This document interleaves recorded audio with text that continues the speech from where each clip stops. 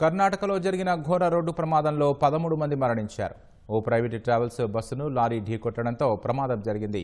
ఈ ఘటనలో బస్సు పూర్తిగా మంటల్లో కాలిపోగా పలువురికి తీవ్ర గాయాలయ్యాయి.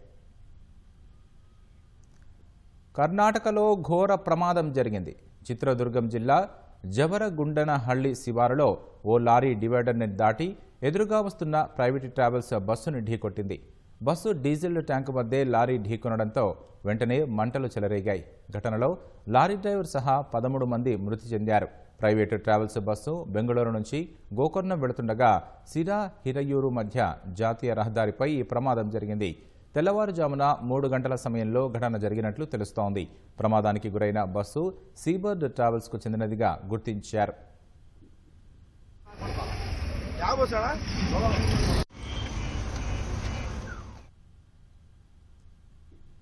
బస్సు ప్రమాదం సమాచారం తెలిసిన వెంటనే అధికారులు హుటాహుటిన ఘటనా స్థలానికి చేరుకున్నారు.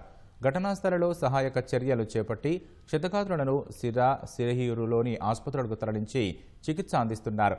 ప్రమాద సమయంలో బస్సులో 32 మంది ప్రయాణికులు ఉన్నారు. వీరిలో 15 మంది మహిళలు, 14 మంది పురుషులు ఉన్నారు.